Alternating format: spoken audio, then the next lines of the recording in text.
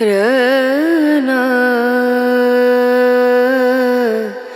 रना रनु। अथ 29 सुलोचना उपाख्यान।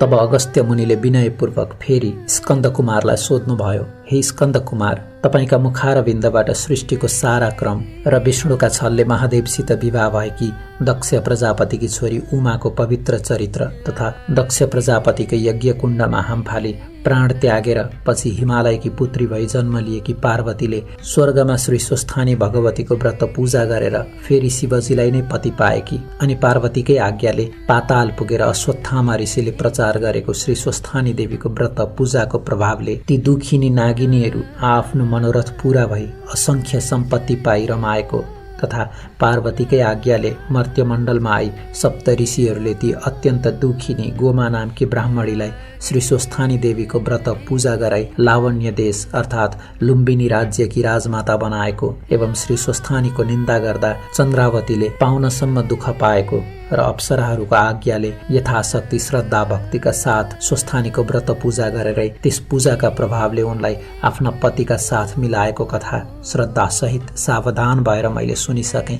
अब गोमा ब्राह्मणीका बाद मर्त्यमण्डलमा अरू कसले श्री स्वस्थानी देवीको व्रत पूजा गरे र के कस्तो कस्तो फल पाए यस बारेमा सुनि तीनवटा कथा अरू सुन्न चाहन्छु। त्यस्ता जन पनि कोही छन् भने कृपा गरेर तिनको बारेमा बताइ बक्सियोस् भन्दा स्कन्दकुमार आज्ञा गर्नुहुन्छ।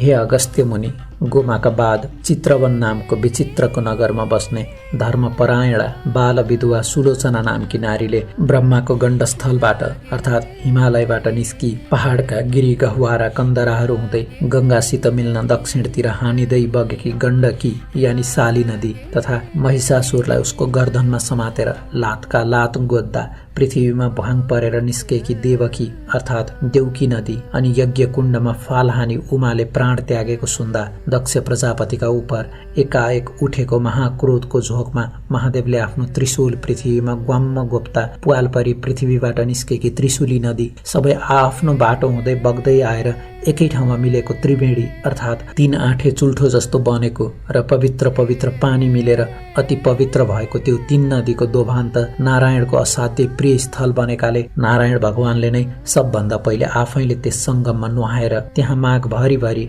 मकर स्नान गर्नेलाई मरेपछि सरासर वैकुण्ठ पुर्याउने आफ्नो नारायणी शक्ति उही घुसाएकाले त्यहीँदेखि संयुक्त रूपमा नारायणी नदी नाम पाएको ठाउँ देवघाट यानि देवघट्ट अर्थात् सामान्य मनुष्यले मकर राशि भरि सूर्य रहेको दिनमा प्रयागको त्रिवेणीमा त्रिकाल स्नान गरेर स्वर्गको बास पाए चाहिँ देवताहरूले वैकुण्ठको बास प्राप्तिका लागि मकरभरि नित्य नुहाउने गरेको अनि अप्सराहरूले पनि पौष शुक्ल पूर्णिमादेखि माघ शुक्ल पूर्णिमासम्म नित्य आई नुहाउने गरेको त्यस्तो देवघाटको छेउछाउमै कुटी बनाएर धुनी जगाएर योगिनीको रूपमा बसी पद्मासन कसी अघि ध्रुवले चाहिँ ओम नमो भगवते वासुदेवाय यो मन्त्र निरन्तर जप गर्दै सूर्यको तेजमा मात्रै मन टक्क अडियाई दुस्तर्क दुश्चिन्ता दुस्तृष्णा दुर्व्यवहार बेफ्वाक्का गफडा सारा त्यागी 12 महिना यसै त्रिवेणीमा त्रिकालै नुहाई प्रत्येक वर्षको पौष शुक्ल पूर्णिमादेखि विधिपूर्वक माघ शुक्ल पूर्णिमासम्म उहिले गोमाले जस्तै गरी नियमपूर्वक व्रतमा रहेर माघ शुक्ल पूर्णिमाका दिन स्वस्थानीको विधिपूर्वक पूजा गरी 60 वर्षमा 60 वटा स्वस्थानीका व्रत पूजा र त्यसै त्रिवेणीमा 60 वटा नै माघ स्नान गरेकी पुण्यका प्रभावले ती योगिनी परलोक गएपछि जस्ती भइन्। त्यो रोचक कथा कल्प र चौघडीको बयान सहित अब म तिमीलाई सुनाउँछु। तिमी ध्यानपूर्वक चित्त लगाएर कति पनि अन्य मस्नक नभई लौ सुन।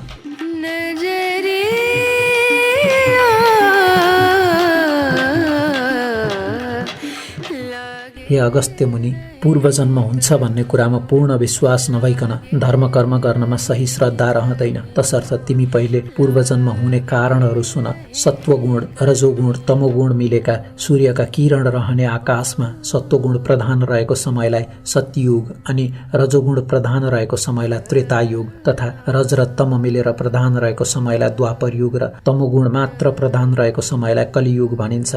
सत्व भनेको असल हो, रज भनेको उद्दण्ड हो र कली भनेको महालण्ठ हो। उक्त चारै युगको समूहलाई चौघडी भन्दछन्। त्यस्ता 72 चौघडीको आधा कल्प या ब्रह्माको एक दिन हुन्छ अनि त्यति नै समय ब्रह्माको रात पनि हुन्छ। यी दुवैलाई मिलाउँदा एक कल्प हुन्छ।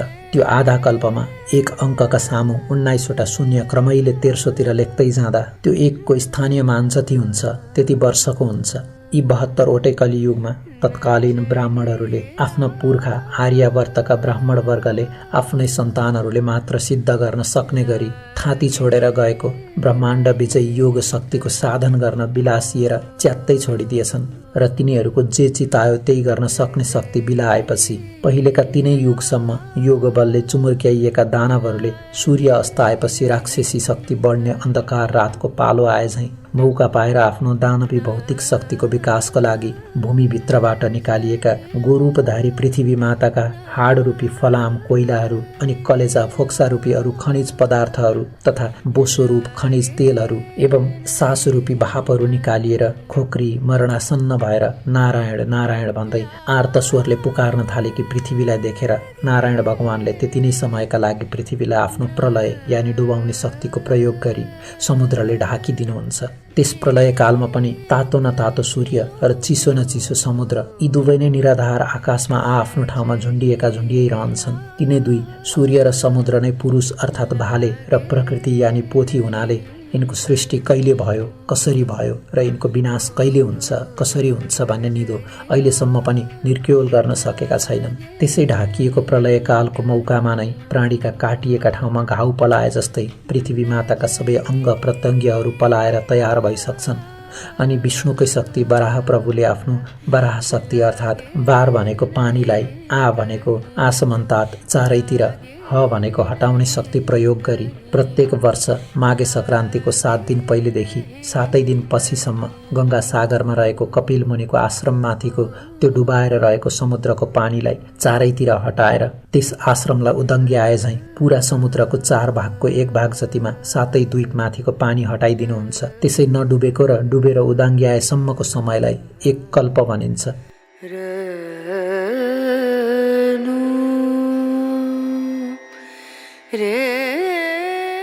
हे अगस्त्य मुनि, यस्ता कल्प कति बिते कति गनेर साध्य छैन। प्रलय हुनुभन्दा पहिलेका चौघडीहरूमा पनि वर्तमान चौघडीमा पनि कतिपय राक्षस वा दानवहरूले अथवा राक्षसी बुद्धि हुनेहरूले शिवको या ब्रह्माको आराधना तपस्या गरेर उनलाई प्रसन्न पारेर पाएका वर प्रसादले तम्सिएर पाप फैलाएर गठ बाँधेर सज्जन धर्मात्माहरूलाई पीर्नासम्म पीरे भने बीचबीचमा पनि विष्णुले आफ्नो शक्तिद्वारा इच्छा अनुसारको अवतार लिएर ती सारा दुष्टहरूलाई मारेर सज्जन धर्मात्माहरूको र धर्मको रक्षा पनि गरिदिनुहुन्छ। त्यसरी प्रलयकाल हुँदा पृथ्वी डुबेको अवस्थामा पृथ्वीका चर अचर स्थलचर र नवचर प्राणीहरू स्वात्तै डुबेर मर्दछन् र तिनका प्रेतात्माहरू वा प्रेत रूपहरू आफ्नो गुण रूप आकार प्रकार धर्म कर्म पाप पुण्य बोकेर दूरदर्शनका पात्रहरू वायुमा स्थित बिजुलीमा विचरण गरे झैं आफ्नो वंशका साथ मिलेर सूर्यलोकमा अर्थात् सूर्यका असंख्य किरणहरूमा नै फलभित्र उसको स्वाद गुण पौष्टिक तत्व नदेखिने गरी रहे चाहिँ रहेका हुन्छन्। ती पार्थिव वस्तुहरूको काठपात शरीर जीव चाहिँ पानीमै सड्दछन्। देखिने तत्वहरू जति आकाशमा उड्दछन् र सूर्यका बिजुलीमा फ्लापीमा अक्षरहरू चाहिँ थन्कन्छन्। पछि फेरि कालान्तरमा डुबेको स्थल देखिएपछि पुरुष सूर्य र प्रकृति यानि पानीबाटै बनेको पृथ्वीको मेलमिलापको तारतम्यबाट उनै पहिलेकै सृष्टि दोहोरिन्छन् र दोहोरिरहन्छन्। आमाको शरीरका सामानहरूले बनेको देहका वस्तुहरू देखिन्छन् र त्यसै देहलाई आधार मानेर रहेका बाबुका गुणहरू देखिँदैनन्। अर्थात् शरीरमा नदेखिने जति बुद्धि आदि गुणहरू बाबु सूर्यका हुन्। एकै आमा बाबुका सन्तान र एकैचोटि एकै ठाउँमा जन्मेका दुई बालक पनि भिन्न भिन्न स्वभावका भिन्न भिन्न आकारका, कोही सपूत त कोही कपूत, कुनै पापी त कुनै धर्मात्मा भएका चाहिँ पूर्व जन्ममा जस्तो कर्म गरेर आफ्नो कर्मका साथै सूर्यलोकमा यानि सूर्यका असंख्य किरण रूपी लोकमा किरणकै स्वरूपमा मिलेर रहेको थियो। त्यही किरणले नै बाबु भन्नेको शरीरमा वायु चढे चाहिँ चढी उसको शरीरको तातोमा मिली उसलाई असिन पसिन पारी तताएर आमाको रगतलाई आमा बाबुकै आकारमा जमाउने जोरनका साथै भ्रूणको विकास गरी सञ्चालन गर्नका लागि स्वाँ स्वाँ गर्दै पलस्त परेकी आमाको गर्भमा आत्मा नामको बिजुलीको रूपमा आफूमा सिन्चित रहेका उसका पूर्वजन्मका संस्कार र सौर बिजुलीमै रहेका काम, क्रोध आदि अदृश्य गुणहरू साथै प्रवेश गर्दछन् अनि त्यसमा रहेको स्वसिद्ध शक्तिले आमाको गर्भको विकृत रगतलाई आमा बाबुकै आकारमा जमाउने, सञ्चालन गर्ने, बढाउने, हुर्काउने, बुढ्याउने, मराउने र जहाँबाट आएको हो उहीँ पुर्याउने काम गर्दछ। याद राख कि बाबुमा चढेको त्यो किरणवासी धर्मात्मा भए पर सरेको 7 रातसम्मको रगतमा अडिँदैन। 8औं रातदेखिको रगतमा पापीहरू अडिँदैनन्। 14औं रातसम्म केवल महापुरुष मात्र अडिन्छन्। 15औं 16औं रातमा चाहिँ पुण्यात्माहरू मात्र अडिन्छन्। 17औंदेखि कोही पनि अडिन्नन्। पहिलो, दोस्रो, तेस्रो रातमा कोडीहरू मात्र अडिन्छन्। 4औंदेखि 16औं रातसम्ममा पनि बिजोरमा छोरी र जोरमा छोरा मात्र अडिन्छन्। 3मा पनि ग्रहण आदिमा, श्राद्धको दिनमा, एक छाकीको दिनमा, मूल नक्षत्रमा, माघान्तमा, रेवतीमा, अष्टमीमा, चतुर्दशीमा, जन्मदिनमा, औँसी पूर्णिमा रहेको गर्भमा अलक्षिणा अडिन्छन्। 7 रातसम्म पापी मात्र अडिने पापी रगत शरीरमा रहने हुनाले त्यतिखेर ती पितृकार्यका लागि चोखिँदैनन्। प्रायः 90% गर्भ यसै 7 रातभित्रै रहेका हुन्छन्। तसर्थ जहाँबाट आएको हो त्यहाँ फर्कनलाई यहाँ कस्तो कस्तो कर्म गर्नुपर्छ। पहिलेको सञ्चित अभ्यासले त्यस्तै कर्म गर्छ र त्यस्तै कर्म गर्न ऊ रमाउँछ र गर्छ पनि। यसैको नाउँ स्वभाव हो। त्यसैले भिन्न भिन्न किरण लोकबाट आएका उही जातका पनि भिन्न भिन्न प्राणी वा मनुष्यको भिन्न भिन्न स्वभाव यस प्राणी जगतमा भएको हो। तसर्थ त्यो प्राणी जबसम्म विष्णुको कृपा पात्र हुँदैन तबसम्म त्यसै भुमरीमा चक्कर लगाइरहन्छ। यसैलाई शिशुमार चक्र अर्थात् जन्मनु र मर्नुको फेरो भनिन्छ।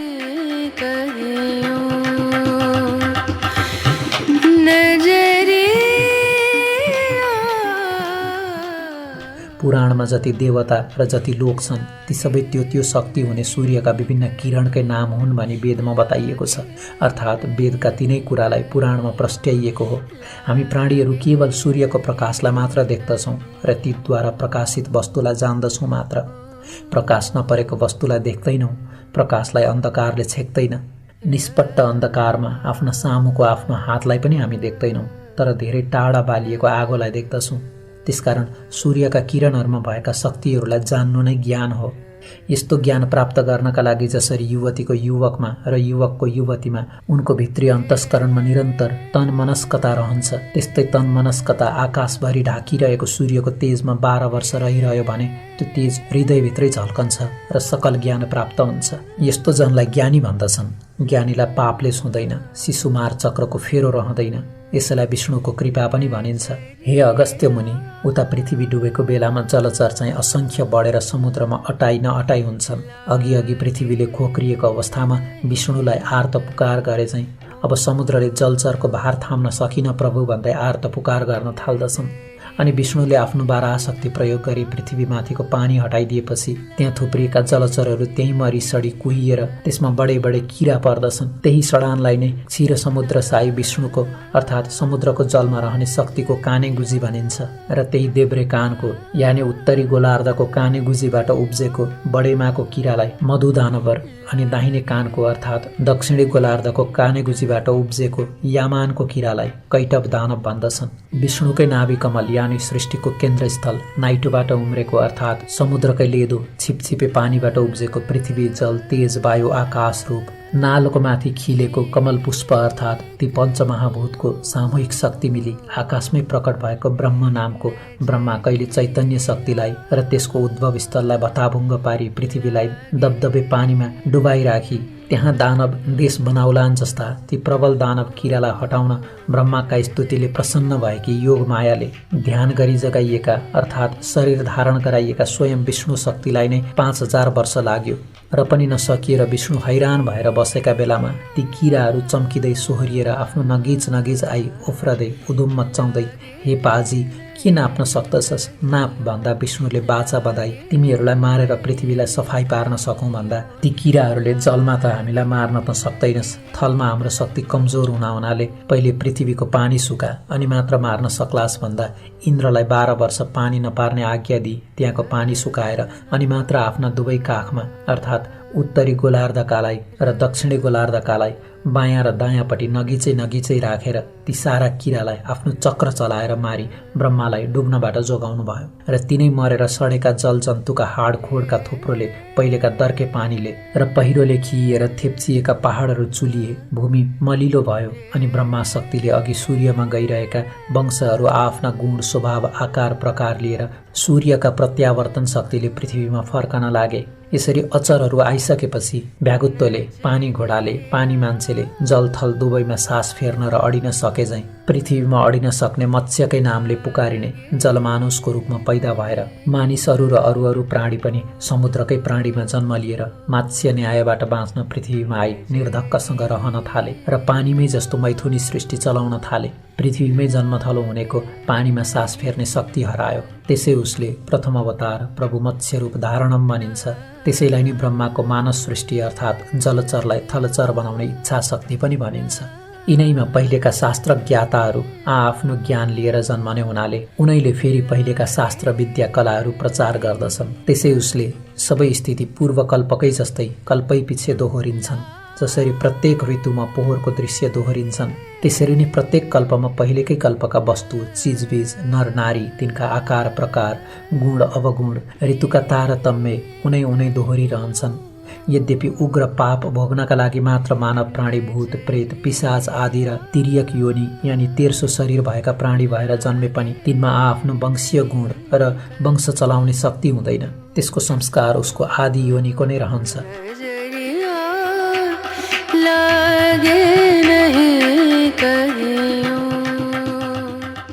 हे अगस्त्य मुनि, जसरी समुद्रमा रहने सागरको पानी सूर्यका तापले तातेर बाफ भएर सागरमा पुगेर ओम खम ब्रह्म, ओम माने सत्व रज तम यी तीन गुणले मिलेको, खम माने आकाश नै, ब्रह्म माने ब्रह्मा हो भन्ने वेदको यो अन्तिम निर्णय अनुसार नै आकाशमा थुप्रिएको त्यो बाफ नै सूर्यमा रहेको बलाहक नामको शक्तिले बादल बनेर त्यही बादल नै बलाहकको स्वामी इन्द्र शक्तिले चिसो पानी बनेर पिपिरी बजाउँदा चेपबाट चेपिएर निस्केको मुखभित्रको त्यो तातो हावा नै बाहिरको खुला चिसो बतासमा ठोकिँदा आवाज निस्के झैं बादलमाथिको तातो हावा चेपिएर मेघभित्रको चिसो हावामा मिल्दा बादल गर्जने, दर्शन ढुङ्गामाथि दर्शन ढुङ्गा बज्रता झिल्का निस्किए झैं बादलमाथिको तातो बतासको बेग मेघभित्रको चिसो हुरीमा ठोकिँदा ती दुवैको आघातको बेग जुधेर जुधाइको बीचमा परेको पानीलाई चट्याङ बनाउँदै चम्कने बिजुलीले ठेली पानीको रूपमा मेघ पानी विद्युत बतास र आकाशको संयुक्त शक्ति नै जलसाई साकार विष्णु हो। त्यस्ता विष्णुको चरणोदक अर्थात् मेघको पानी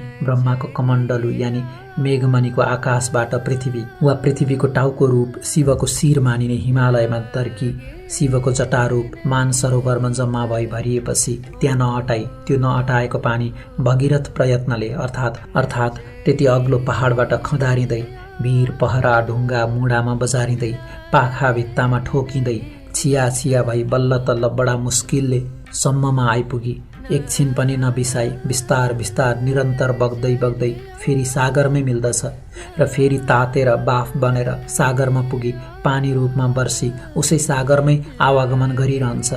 बाफभन्दा पानी नदेखिए पनि पानी मरेको अर्थात् बिलाएको हुँदैन। जसरी अन्न फलफुलमा रहेको पोषक तत्त्व गुण स्वाद देखिँदैन तर खाएपछि अनुभवले हुन्छ भन्ने थाहा हुन्छ, त्यसरी नै पानीबाट बनेको यो शरीर अनि सूर्यबाट मिलेको त्यसमा रहेको शक्ति नदेखिए पनि बिलाएको हुँदैन।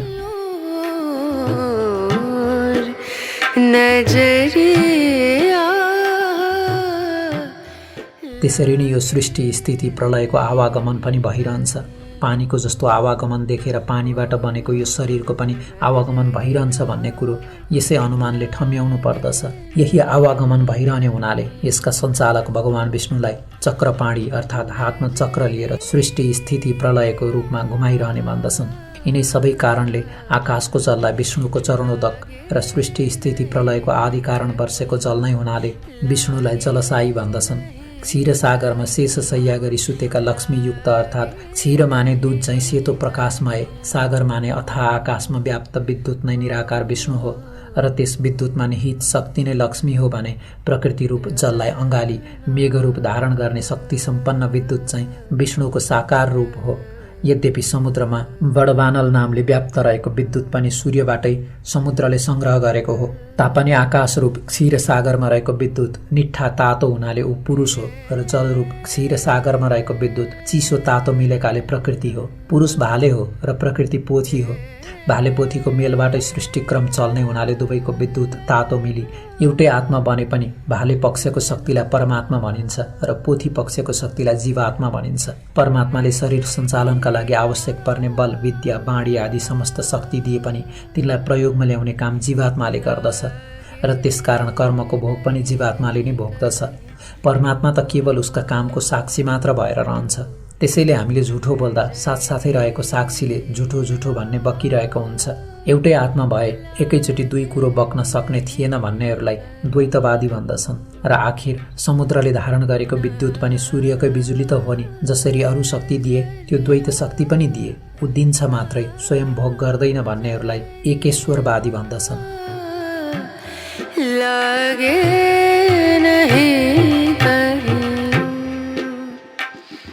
हे अगस्त्य मुनि, अहिलेसम्मको मेरो भनाइले त्यो विष्णु त जडात्मक पो रहेछ भन्ने भान तिमीलाई पर्यो होला। त्यस्तो भान हुनु स्वाभाविकै पनि हो। किन्तु जल, थल, तारा, नक्षत्र, ग्रहण सहितको समस्त आकाशमा व्याप्त भएर रहेको त्यो विद्युत रूप विष्णु त सदा सच्चित आनन्दमय स्वरूपमा रहेको छ। तसर्थ आफ्ना भक्तहरूको त्यो तेज रूपमा शङ्ख, चक्र, गदा, पद्म लिएका, पीताम्बर पहिरेका मनुष्य आकारको रूपमा ध्यान गरे या स्तुति, प्रार्थना, आर्त पुकार गरे भने आफूमा रहेको चित माने चैतन्य शक्तिद्वारा भक्तले चिताए जस्तै प्रत्यक्ष रूपधारी भक्तहरूको आपत्ति टारिदिनुहुन्छ, आशीर्वाद दिएर दुःख हरिदिनुहुन्छ। कुनै दुष्टले धर्मनाश गर्न तम्स्यो भने इच्छा अनुसारको रूप धारण गरी त्यसलाई निभाइदिनुहुन्छ। धर्म र धर्मात्माहरूको नाश गर्ने दुष्टहरूको विशाल दल भए अवतार लिएर युद्ध रचेर त्यसै युद्धमा सारा पापीहरूलाई भेला पारेर तिनलाई स्वाहा पारिदिनुहुन्छ। आफ्नो सदा ध्यान गर्ने भक्तहरूलाई उनमाथि आइपरेका आपत विपदबाट रक्षा गरिदिनुहुन्छ। कहिलेकाहीँ लहर चल्यो भने साधारण रूपधारी धराई लक्ष्मी या गङ्गा या सरस्वतीका साथ रमण पनि गर्नुहुन्छ। उहाँका यस्ता लीलाहरूको बखान गरेर साध्य छैन। भगवानका यिनै सब लीला र मनुष्यहरूमा भिन्न भिन्न स्वभाव तथा गतिविधि एवं उनको विचारधारा हुनु नै पुनर्जन्मका अनुमानको कारण हो। यिनै सब कुरा नै हुन् पूर्वजन्म हुने कारणका प्रत्यक्ष विवरणहरू।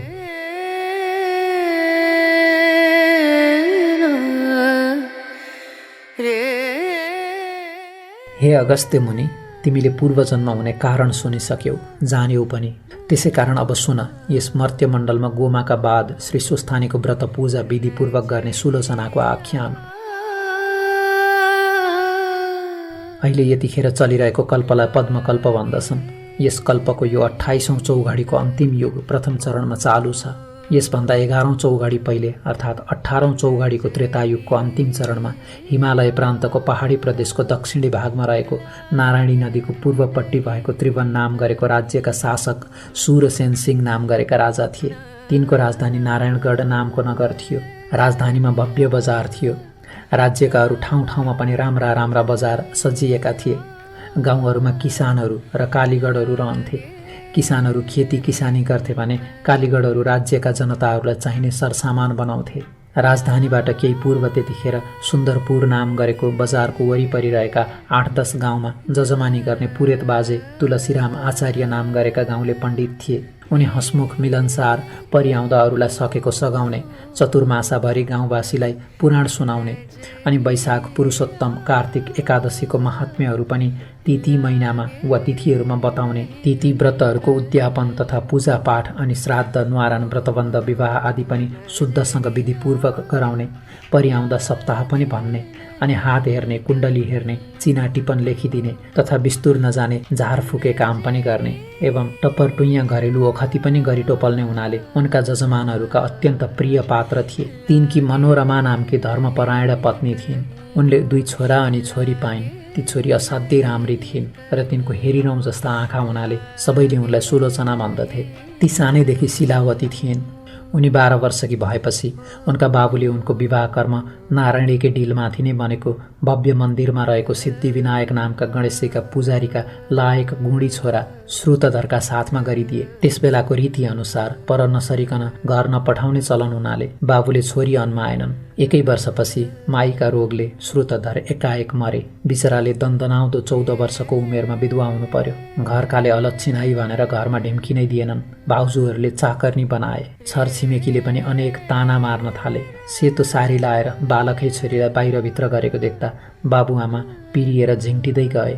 यस्तो परिस्थिति देखेर अझ भविष्यमा आइपर्ने गतिविधि विचारेर यसरी अनेक भुवल सहेर नाना भाँतीका टोकसो सुनेर मर्नैका लागि दिनहरूलाई बिताई काल पर्खनुभन्दा त किन म कल्याणकारी भगवान विष्णुको तपस्या गरेर भावी जन्म नसुधारौँ भन्ने मनमा सोची एक दिन मौका परेर उनले आफ्नो मनको तर्क वितर्क आमालाई भनिन्। आमाले बाबुलाई सुनाइन्। तब बाबुले यसो मनमा गमेर छोरीको विचार त ठिकै हो भन्ने ठानी उसको इच्छा पुर्याइदिने तारतम्यमा लागे। तब त्यो कुरा जजमानहरूलाई भनेर गण्डकी देवीको त्रिशुली नदीमा गण्डकी देवकी त्रिशुली नदी मिलेर त्रिवेणी भई नारायणी बनेको दोभान्ने र पहाडको भित्तामा बाढी नपुग्ने ठाउँमा पानीको सोता नजिकै पारी एउटा कुटी र एउटा लामो कटेरो बनाइदिए। त्यसपछि उनको रक्षा र सेवा अनि हेरचाहका लागि 7वटी अद्वैंश्य विधवाहरूलाई त्यहीँ उसै कटेरोमा राखेर छोरीलाई कुटीमा बसालेर जजमानहरूलाई भनेर ती सबै खानपानको सारा व्यवस्था मिलाइदिए।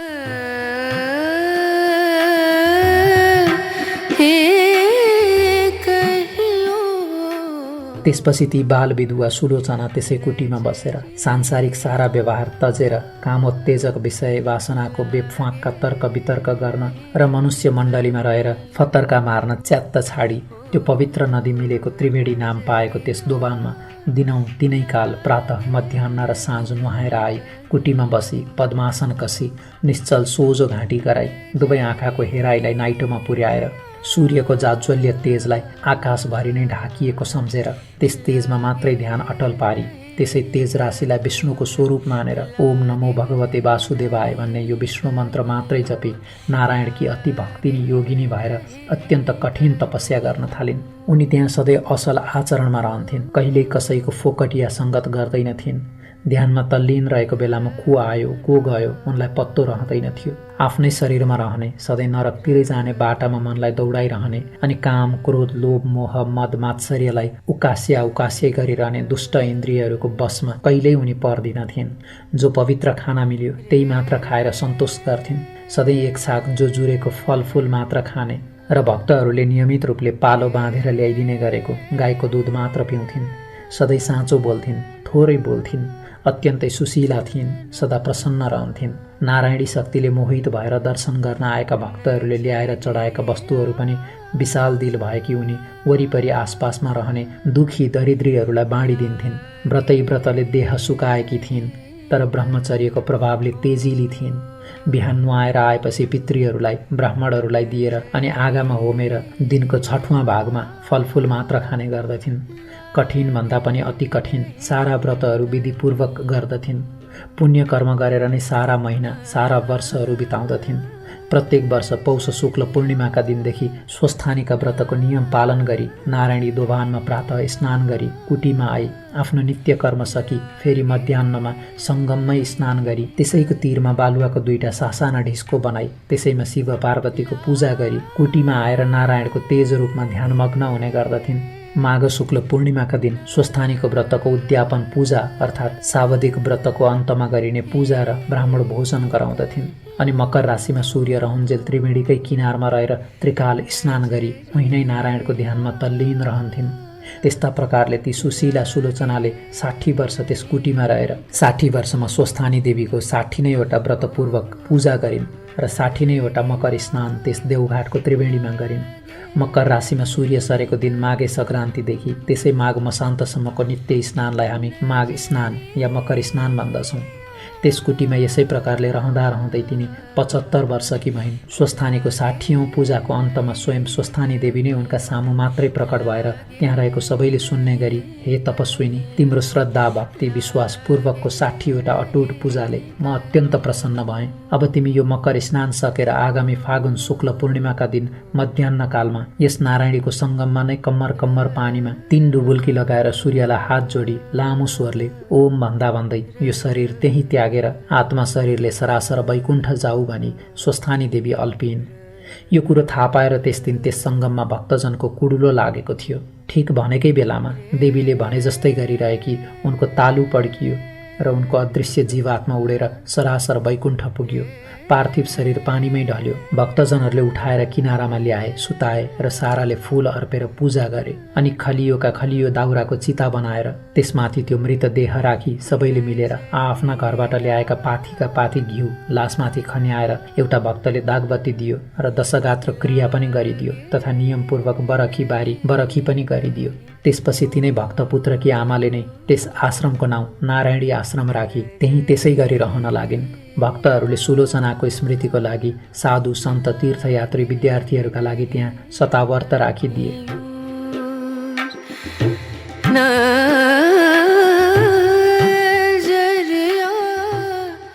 हे अगस्त्य मुनि, गङ्गा र सागरको सङ्गमस्थल गङ्गा सागरमा समुद्रमा डुबेर रहेको कपिल मुनिको आश्रममा मकर सङ्क्रान्तिका 7 दिन पहिलेदेखि नै 7 दिन पछिसम्म आश्रममाथिको समुद्रको जल पछि हटेर आश्रमस्थललाई छोडिदिन्छ र कपिल मुनिको आश्रम पानीबाट बाहिर पोहोरको जस्तै देखिन्छ। त्यसै गरी हरेक कल्पान्तमा पहिले पृथ्वीलाई डुबाएर रहेको समुद्रको पानी पछि सरेर पृथ्वीलाई डुबाउन छोडिदिन्छ त फेरि पहिलेका कल्पकै उही सृष्टि स्थिति उस्तै प्रकारले दोहोरिने हुनाले आजसम्म पनि यो नारायणी आश्रमको परम्परा उसै गरी चलि नै रहेको छ।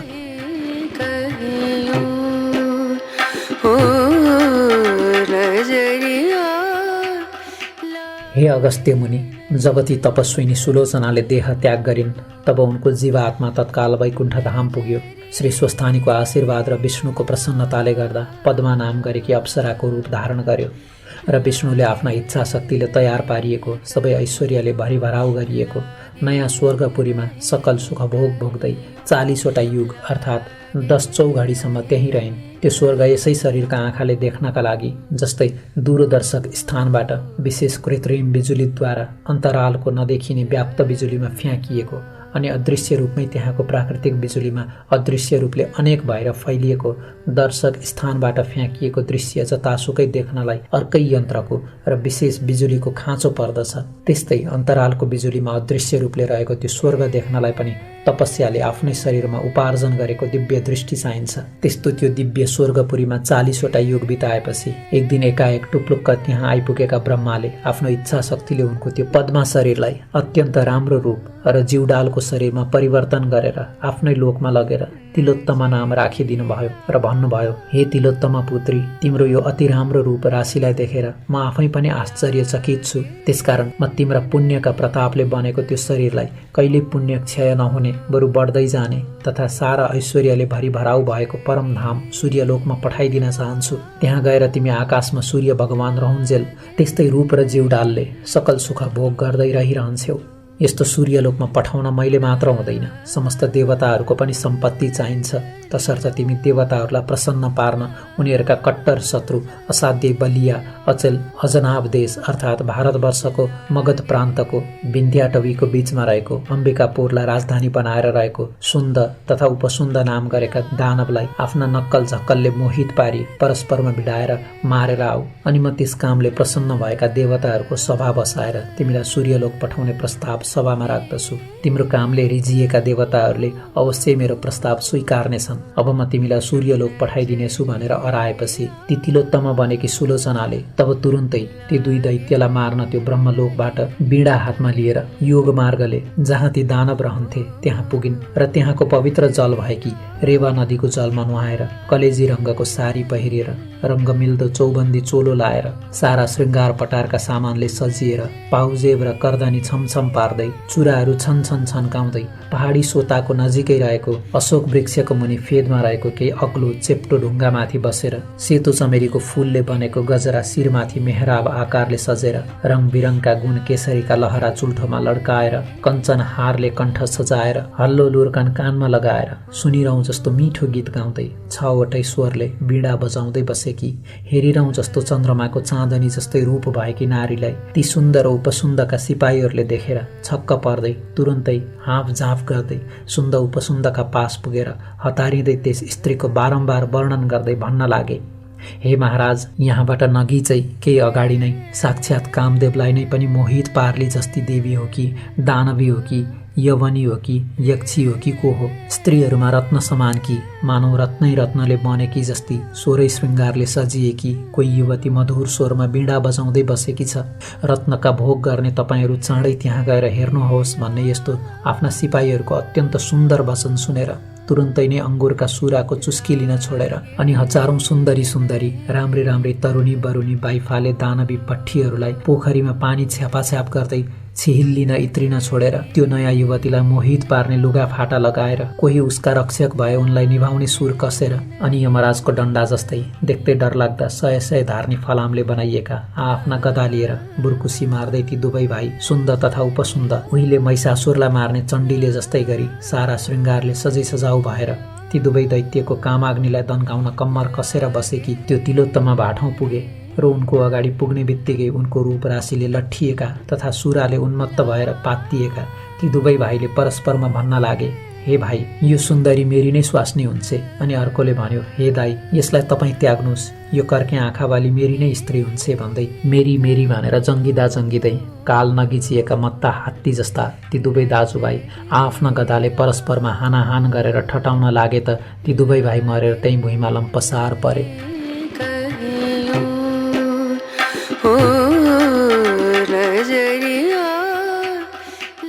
त्यसपछि ती तिलोत्तमा पनि देवताहरूको कार्य फत्ते पारेर दशै दिशालाई झललल झल्काउँदै आकाश मार्गले ब्रह्माको पुरमा आइन्। अनि उसका त्यस कार्यले अति सन्तुष्ट भएका ब्रह्माजीले देवताहरूको सभा बसाएर ती तिलोत्तमाको कामको वृत्तान्त बताएर उनीहरूबाट तिलोत्तमालाई सूर्यलोक पठाउने अनुमति पाएपछि ब्रह्माले भन्नुभयो, हे सुन्दरी, अब उपरान्त तिमीलाई यस्तै रूप यस्तै उमेरकी रहिरहने गरी बस्ने ठाउँ सूर्यको रथमा दिए।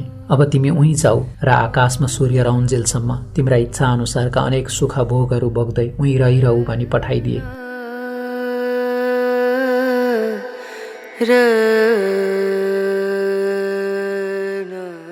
तसर्थ कल्याण चाहनेले समयको सदुपयोग गर्ने गर्नुपर्दछ।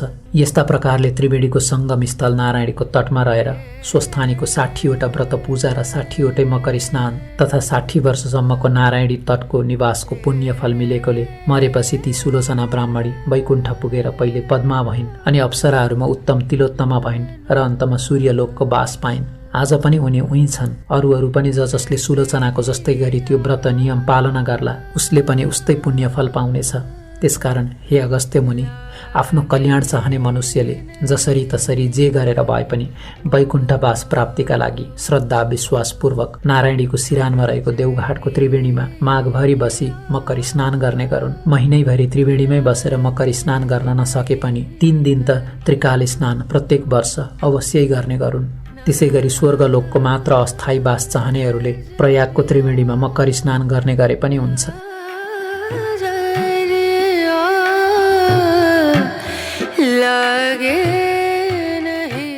इति श्री स्कन्द पुराणे केदारखण्डे माघ महात्म्ये कुमारागस्त्य संवादे श्री स्वस्थानी परमेश्वर्या व्रतकथायां सुलोचना सूर्यलोकगमनं नाम 29 अध्यायः।